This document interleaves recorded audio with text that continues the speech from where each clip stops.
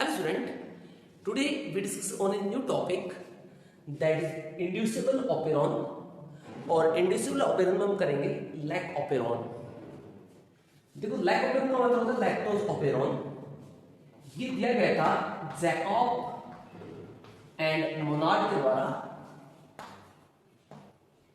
Jacob और Monod ने 1961 के अंदर इसको दिया था, मैकेनिज्म को, इस ओपेरॉन को दिया था। देखो फर्स्टली समझिए कि ओपेरॉन होता क्या है। What do you mean by operon? Operon basically एक ग्रुप ऑफ जीन्स होता है जो अपने फंक्शन को एक साथ परफॉर्म करता है, एक साथ ही एक्टिवेट होगा, एक साथ ही इनएक्टिवेट होगा, राइट। तो उस ग्रुप ऑफ जीन को क्या बोलते हैं? ओपेरॉन कहते हैं। समझने के लिए आप जस्ट एग्जांपल लीजिए। मान लीजिए आपने एक वायर ली और उस वायर को आपने एक स्विच के साथ कनेक्ट किया और उस वायर पे आपने मान लीजिए 1 फैन 2 लाइट्स आपने उसके साथ लगाई। तो जब स्विच को ऑन करोगे तो वहां पे क्या होगा? फैन और दोनों लाइट एक साथ फंक्शन करेंगी, लेकिन हो सकता है वो सभी अलग अलग फंक्शन करें। जैसे फैन अलग फंक्शन कर रहा है, लाइट अलग फंक्शन कर रही है, लेकिन वो कंट्रोल सिर्फ एक स्विच हो रही है। यानी एक स्विच ऑन होगा तो वो सभी ऑन होंगी, एक स्विच ऑफ होगा तो सभी क्या हो जाएंगी? ऑफ हो जाएंगी। तो यही मैकेनिज्म ओपेरॉन होता है। ओपेरॉन में जितने भी जीन होते हैं वो सारे एक साथ स्विच ऑफ होते हैं, एक साथ स्विच ऑन होते हैं। हो सकता है वो सेम फंक्शन भी कर रहे हो या फिर डिफरेंट फंक्शन भी कर रहे हो। जैसे मान लीजिए सेम वायर पे आपने 3 लाइट लगाई, 3 लाइट लगाई आपने, और वो एक स्विच से कनेक्ट किया। अगर आपने एक स्विच ऑन किया तो तीनों लाइट ऑन होगी, तो सेम फंक्शन हुआ वहां पे। तो ये सिमिलर फंक्शन भी हो सकता है, डिफरेंट फंक्शन भी हो सकता है यहाँ पे। तो उसे बोलते हैं ओपेरॉन। क्या बोलते हैं इसको? ओपेरॉन कहते हैं। अब ये क्या होता है? ये एक इसे बोलते हैं लैक्टोज ई कोलाई। एक बैक्टीरिया होता है एस्चेरिका कोलाई, ई कोलाई ओपेरॉन इसको कहते हैं। क्योंकि ये जीन मैकेनिज्म आपको किसके अंदर देखने को मिलता है? ये जीन मैकेनिज्म आपको देखने को मिलता है ई कोलाई बैक्टीरिया के अंदर। हमारी जो इंटेस्टाइन्स होती है, हमारे इंटेस्टाइन के अंदर ओपेरॉन देखने को मिलेगा। ये क्या होता है? ई कोलाई बैक्टीरिया होते हैं हमारे इंटेस्टाइन के अंदर रहेंगे, और जो लैक्टोज हम लेते हैं, बेसिकली लैक्टोज हम लेंगे जो एक्चुअली मिल्क जो होता है या फिर वे मिल्क होती है, उससे हमें लैक्टोज मिलेगी। और लैक्टोज जब हमारी बॉडी में जाती है तो हमारे पास कोई पर्टिकुलर एंजाइम नहीं होता उसको डाइजेस्ट करने के लिए, तो हम यहाँ पे हेल्प करते हैं ई कोलाई बैक्टीरिया की। ई कोलाई बैक्टीरिया क्या करता है? उस लैक्टोज को लेगा और हमारे लिए इसको ब्रेक डाउन करेगा और हमें उसको क्या देगा? हमें उसको तोड़ के गैलेक्टोज और ग्लूकोज प्रोवाइड करेगा, और थोड़ी ही अमाउंट में एनर्जी होता है वो प्रोवाइड उससे रख लेगा। तो इससे दोनों को बेनिफिट हो रहा है। तो एक तरह से सिम्बायोटिक रिलेशन ही है एक तरह से। तो ये ई कोलाई बैक्टीरिया का ओपेरॉन होता है जो हमारे इंटेस्टाइन के अंदर देखने को मिलता है। ई कोलाई बैक्टीरिया ऐसा करता है, और ये ओपेरॉन होता है most of the time of रहता है, इसी कारण से कहते हैं इंड्यूसिबल ओपेरॉन, राइट। इसके 2 फॉर्म होती हैं, एक होता है ऑफ, एक होता है ऑन। तो सबसे पहले देखते हैं on operon.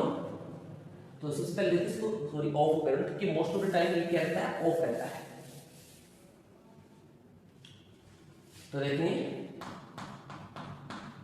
Of lac operon.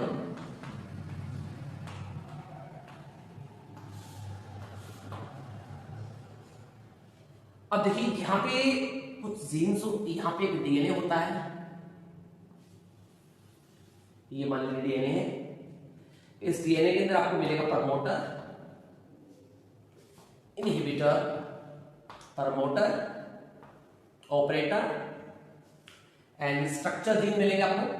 यहाँ पे 3 स्ट्रक्चर जीन होते हैं। जनरली आपको 3 स्ट्रक्चर जीन देखने को मिलेंगे, और उनका नाम होता है लैक जेड, लैक वाई और लैक ए। ये 3 स्ट्रक्चर जीन आपको देखने को मिलेंगे।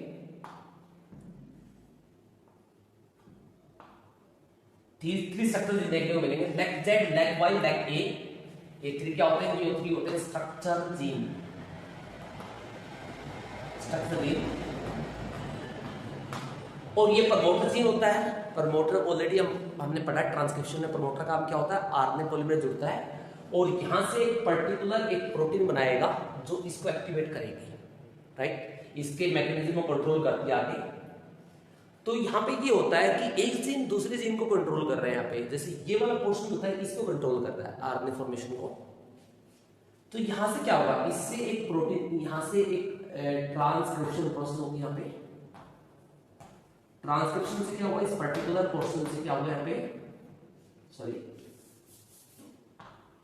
यहाँ पे ट्रांसक्रिप्शन होगी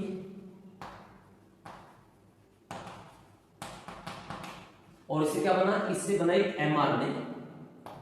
तो जैसे एमआरएनए बना इससे, ये जो एमआरएनए होगा आगे एक प्रोटीन बनाएगा, ये ट्रांसलेशन करेगा। ट्रांसलेशन में क्या होता है, प्रोटीन बनती है।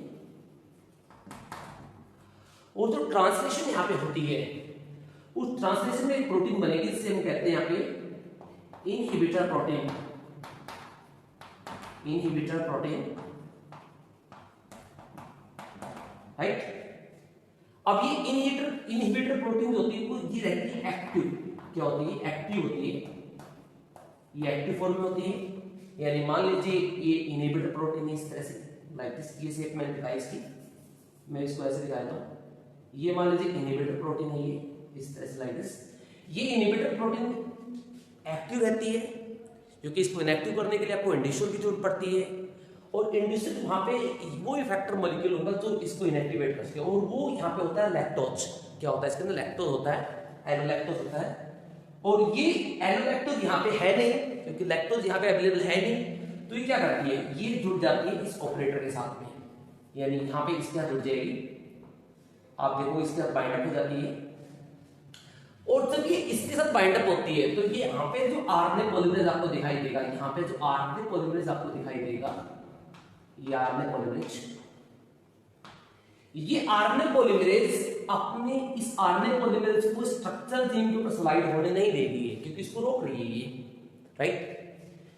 क्योंकि ये प्रोटीन क्या कर रही है, इस आरएनए पॉलीमरेज के जो रास्ता है उसको ब्लॉक किया हुआ इसने, और जिसकी वजह से आरएनए पॉलीमरेज इसके ऊपर स्लाइड नहीं होगा। और आरएनए पॉलीमरेज इसके ऊपर स्लाइड नहीं होगा तो इसका मतलब कोई आरएनए यहाँ पे नहीं बनेगा। तो इसका मतलब यहाँ पे नो ट्रांसक्रिप्शन, इसके अंदर आपको कोई ट्रांसक्रिप्शन देखने को नहीं मिलेगी, यानी कोई यहाँ पे आरएनए नहीं बनेगा जो हमारे लिए क्या बनेगा, एक पर्टिकुलर एंजाइम बनाएगा, वो यहाँ पे नहीं बनेगा, राइट। तो ये ऑपरेशन क्या होता है, ये ऑपरेशन होता है ऑफ। अब इसके बारे में कुछ लिख सकते हैं, इसके बारे में क्या लिखेंगे, आप इसके नीचे लिख सकते हो। हम इसके बारे में लिखेंगे inhibitor protein bind with operator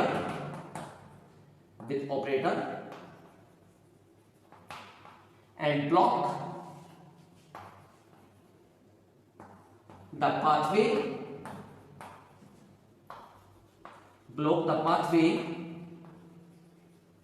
of RNA polymerase,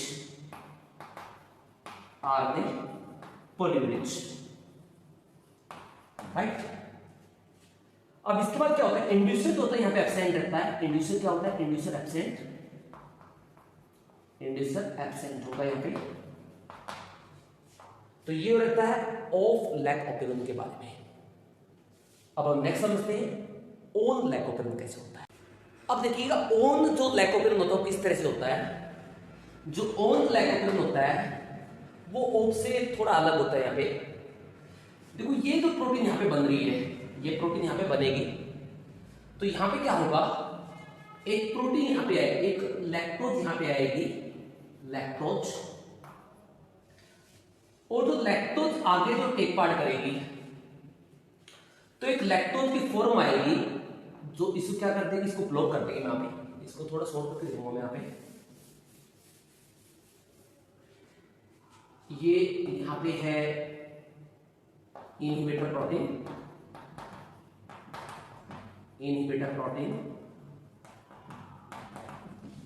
और ये लैक्टोज जब यहां पे आएगी तो ये लैक्टोज क्या करती है, ये लैक्टोज इस इनहिबिटर प्रोटीन को इनएक्टिवेट करेगी। कुछ इस तरह से करेगी। ये इनहिबिटर प्रोटीन थी और ये आया यहाँ पे इंड्यूसर। क्या है यहाँ पे? इंड्यूसर आया, तो ये इंड्यूसर है, राइट। और ये इंड्यूसर यहाँ पे होती है एलोलैक्टोज। एलोलैक्टोज एलोलैक्टोज होती है। एलोलैक्टोज एक मोनोमर होती है लैक्टोज की। एलोलैक्टोज या लैक्टोज भी आप लिख सकते हो। लैक्टोज है यहाँ पे इंड्यूसर, और जैसे ही इसको इंड्यूसर होती है तो ये क्या हो जाती है? इनहिबिटर प्रोटीन इनएक्टिव हो जाएगी। क्या हो जाएगी? इनएक्टिव हो जाएगी। तो लैक्टोज ने इसको क्या कर दिया? इस इनहिबिटर प्रोटीन को इनएक्टिव कर दिया। इंड्यूसर जैसे इसके अंदर आया तो अब ये इसके साथ बाइंड अप नहीं होगी। तो इसके साथ बाइंड अप नहीं होगी तो ये इसका जो रास्ता होता है आरएनए पॉलीमरेज का, वो क्या हो जाएगा? ओपन हो जाएगा, राइट। ये यहाँ पे आपको ब्लॉक रास्ता नहीं दिखेगा क्योंकि यहाँ पे इनएक्टिवेट कर देगी इनहिबिटर के द्वारा, सॉरी इंड्यूसर के द्वारा। और आरएनए पॉलीमरेज क्या करेगा? आप इसके ऊपर स्लाइड कर सकता है, और आरएनए पॉलीमरेज तो जिसके ऊपर स्लाइड करता है तो इससे यहाँ पे आरएनए का एक सीक्वेंस निकलेगा यहाँ पे, राइट। इस तरह से एक एमआरएनए निकलेगा, इस तरह से एमआरएनए निकलेगा, और ये प्रोसेस होती है ट्रांसक्रिप्शन प्रोसेस के थ्रू यहाँ पे निकलेगा, राइट। और ये एमआरएनए यहाँ पे 3 जीन फॉर्म करेगा, लेग जेड से अलग, लेग वाई से अलग और लेग ए से अलग। अब यहाँ पे 3 जीन बनेंगे। 3 जीन कौन कौन से बनेंगे? एक बनेगा बीटा ग्लैक्टोसाइडेज,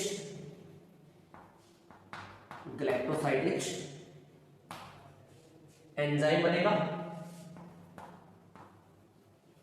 एक प्रोटीनिक फॉर्म होगी, और जो इस पोर्शन से बनेगा, इस पोर्शन से वो बनेगा यहाँ पे परमेज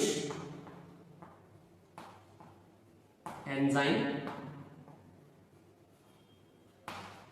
और जो थर्ड वाला जो रहेगा इससे बनेगा ट्रांस एसिटाइलेज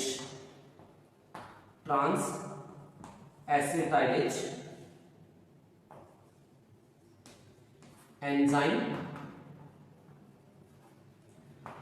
तो 3 एंजाइम यहां पे फॉर्म हुई, कौन कौन से? बीटा ग्लैक्टोसाइडेज, परमेज और ट्रांस एसिटाइलेज। तो लेग जेड से बनेगा बीटा ग्लैक्टोसाइडेज, लेग वाई से बनेगा परमेज और लेग ए से बनेगा ट्रांस एसिटाइलेज।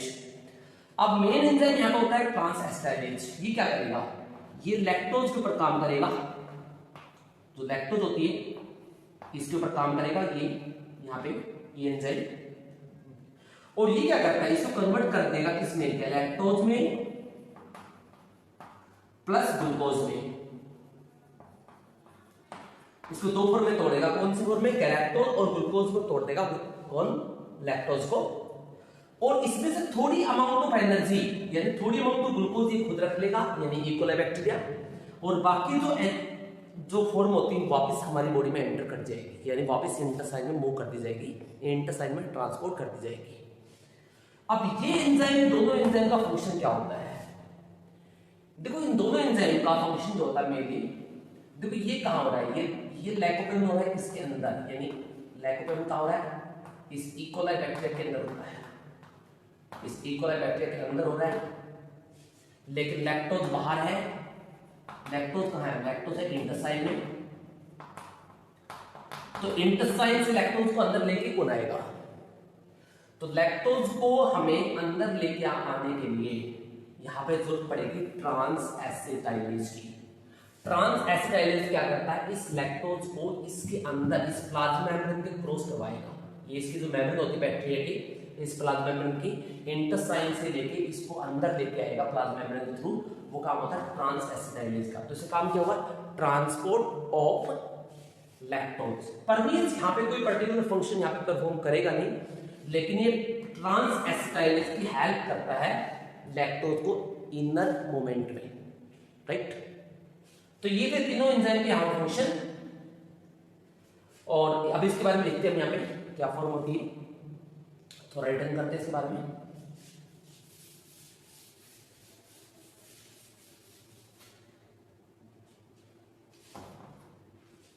तो यहां पे क्या होता है? इंड्यूसर जो क्या होती है? लैक्टोज, या लैक्टोज जो मोनोमर फॉर्म होती है इज प्रेजेंट, ये प्रेजेंट होगा, और जो इनहिबिटर प्रोटीन, जो इनहिबिटर प्रोटीन होती है इज इनएक्टिव होगी, बिकॉज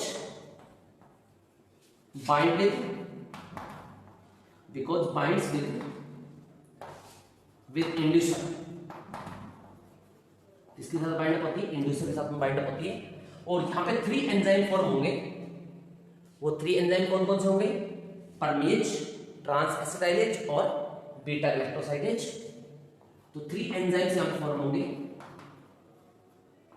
एंजाइम्स बनेंगे। कौन कौन से बनेंगे? Galactosidase, permease and trans acetylase.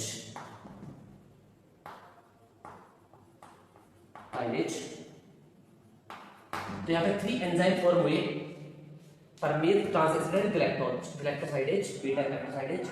अब क्या काम होगा इनका? अब ये करेंगे क्या? देखो बीटा गैलेक्टोसाइडेज क्या करेगा? बीटा गैलेक्टोसाइडेज ब्रेक डाउन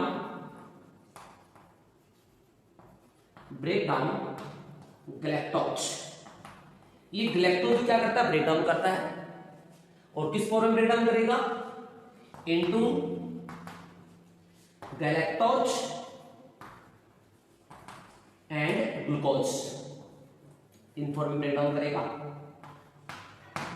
और तो दूसरा एंजाइम होगा, और दूसरे एंजाइम क्या बोलते हैं? दूसरा एंजाइम होता है जिसका नाम होता है ट्रांस एसिटाइलेज। ट्रांस एसिटाइलेज क्या करता है? इसका काम होता है ट्रांसपोर्ट ऑफ